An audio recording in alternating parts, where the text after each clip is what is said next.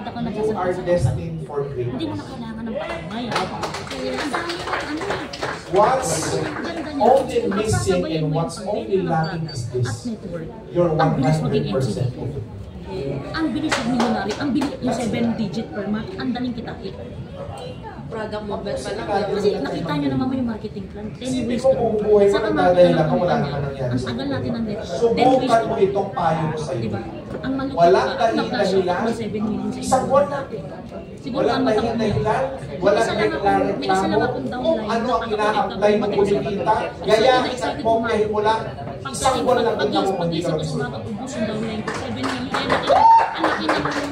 Ano ang nag-work kung ulit-ulitin mo lang? Kung ano ang hindi nag-work, wala yung 7 million dito. huwag mo gawin. Paano flash out ka? Retain. Plain and simple. Magaganahan mo. Kung ano nag-work, ulit-ulitin. Gagawin mo ulit. Ganun lang.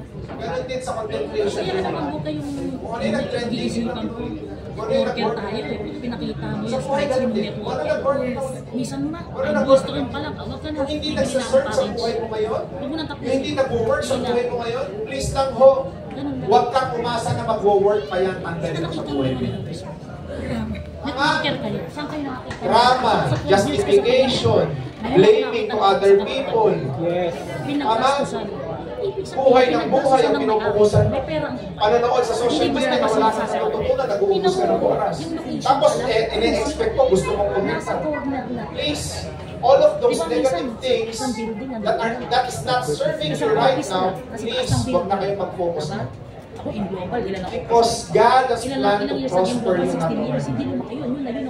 And if you believe in that Bible verse, simple lang yan, dapat manifestation. At madadagdagan. Nakukuha niyo mga boss? Hindi biro. So I hope na makabisita ulit ako sa inyo dito. Hindi pang ano. Gusto niyo ba akong bumalik? Kung hindi na, okay lang naman. Okay. At least nakapagkata ko ng value sa inyo mga boss. Again, bago tayo maghiwa-hiwalay. Hindi kayo downline eh. Ba't ako nag-i-edit? Why? Mukha akong pera. Bakit hindi ginagawa?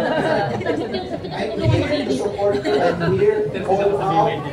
Guide you and guide you. Alam mo yun, ang sarap ng marap. Even if hindi ako part dito, nandito tayo sa labas, as ni very glad. Dito hindi kasi yung So with that, maraming salamat mga boss. God bless you. Ito na marketing ka. Kasi kung hindi ka makakasalita rito sa lang, hindi mo trabaho. True. Yun lang. Gusto niya ba? Tsaka ang may-ari. Sabi nga ni Boss RDR, actually, libre to. Okay. Libre to. So, palakpakan naman natin, Boss RDR! Sobrang, grabe na ang speechless ka. Kami mismo na siya, hindi mo namin in-expect na magtotalk siya dito sa harapan ninyo mga swappreneurs and surveillance. Sabi ko nga, yung post ko nga, kung nakita ninyo yung post, sabi ko, thank you Lord. Hindi namin ito hiningin, pero binigyan niya tayo ng oportunidad. Diba? Ano, kunin na ba natin? Teka mo actually, it was really a privilege na alam niya makasama ka. Kasi pinapanood ko lang to eh.